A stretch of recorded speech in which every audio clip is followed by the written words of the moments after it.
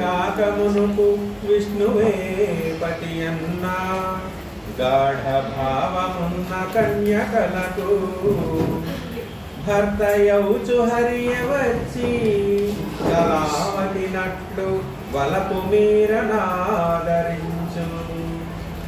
సర్వసాధారణముగా ఆడపిల్లలందరూ కూడాను పెళ్లి కాక మునుపు వాళ్ళు ఎప్పుడు కూడా విష్ణువే తన భర్తగా భావిస్తూ ఉంటారట. అది సర్వసాధారణం. శాస్త్రం కూడా అదే చెప్తుంది. ఆ తరువాత భర్త అంటే కళావతి అనేటువంటి ఒక యుక్త వయసు అమ్మాయికి భర్తగా స్వయాన శ్రీకృష్ణ అంటే శ్రీ మహావిష్ణువే వచ్చి తనకి ఎంతో ఆప్యాయతతో స్వీకరించారట. అది పద్యం తాలూకా భావం. ఇకపోతే ఈ పద్యానికి సంబంధించి ఒక కథ నేను మీ అందరికి కూడా చెప్తాను. రోజుకు కథలో భాగముగా. సత్యభామ ఎంతమందికి తెలుసు? ఓకే, విని ఉంటారు.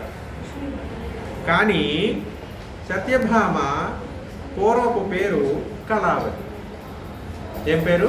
కళావతి. కళావతి అనేటువంటి ఆ యువతి కాంపిల్య రాజ్యాన్ని పరిపాలిస్తున్నటువంటి ధర్మసేతు అనేటువంటి మహారాజు కుమార్తె. చాలా అందగత్తె. యుక్త వయస్సు వచ్చింది. చాలా అందగత్తె, గుణ సంపన్నురాలు కూడా. అటువంటి ఆమెకి యుక్త వయస్సు వచ్చిన తర్వాత ఏ మహారాజు అయినా కూడా ఆ అమ్మాయికి పెళ్లి చేయాలి అని అనుకుంటూ ఉంటారు. మహారాజులు ఏం చేస్తూ ఉంటారు? యుక్త వయస్సు వచ్చిన తర్వాత ఆ పిల్లలకి అన్నమాట కన్యలకి పెళ్లి చేయాలి అనేటువంటి భావనతో స్వయంవరం ప్రకటిస్తూ ఉంటారు.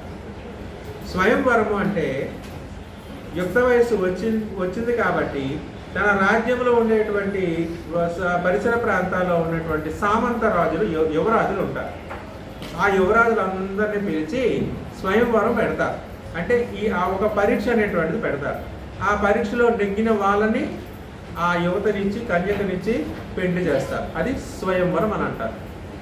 సీతా స్వయంవరం విన్నారు కదా, శ్రీరాముడు ధను విరుస్తాడు కదా. సో అలానే స్వయంవరం నాట ప్రకటించారు. స్వయంవరానికి ఎంతో మంది అన్నమాట సామంతరాజులు అందరూ కూడా అక్కడికి వచ్చారు. సామంతరాజులు అందరూ కూడా అమ్మాయి యొక్క అందానికి ఆ సుగుణాల రాశికి అన్నమాట చూసి ముగ్ధులైపోయారు. ముగ్ధులైపోయినటువంటి వాళ్ళందరూ కూడాను ఆ అమ్మాయి నాకు కావాలి అని చెప్పేసి తన్నుకు చచ్చారంట. ఒకరికొకరు పొడుచుకొని చచ్చిపోయారంట. అది చూసినటువంటి మహారాజు అయినటువంటి ధర్మసేతువు అదంతా చూశాడు. ఇదేమిటి, స్వయంవరానికి నేను ఆహ్వానిస్తే వీళ్ళందరూ అమ్మాయి అందానికి అన్నమాట ఆ గుణానికి వీళ్ళందరూ కూడా ఇలా చనిపోయారు ఏమిటి అని చెప్పేసి దాన్ని అన్నమాట ఒక అపశకనంగా భావించినటువంటి ధర్మసేతువు తాను చనిపోతాడు. ఎప్పుడైతే భర్త చనిపోతాడో భార్య కూడాను మూర్చిల్లి తాను కూడా చనిపోతుంది. ఇక్కడ ప్రజలు ఉంటారు కదా, సమాజంలో ఉండేటువంటి ప్రజలు ఉంటారు కదా, ఆ ప్రజలందరూ కూడా ఈ అమ్మాయి నష్టజాతకురాలు, ఈ అమ్మాయి స్వయంవరానికి వచ్చిన రాజులందరూ కూడా చనిపోయారు, తన తల్లిదండ్రులు కూడా చనిపోయారు, ఈ అమ్మాయిని ఎవరు పెళ్లి చేసుకుంటారు, ఎందుకు పెళ్లి చేసుకోరు అంటే ఈ అమ్మాయి నష్టజాతకురాలు. నష్టజాతకురాలు అంటే ఏ పని తలపెట్టినా అమ్మాయి విషయంలో అది కాదు, అది మధ్యలోనే ఆగిపోతుంది అన్నటువంటి భావాన్ని నష్టజాతకురాలు అంటారు. ఏ శుభం కూడా తన జీవితంలో జరగదన్నమాట. ఆ రకంగా ప్రజలందరూ కూడా అనుకుంటూ ఉన్నారట.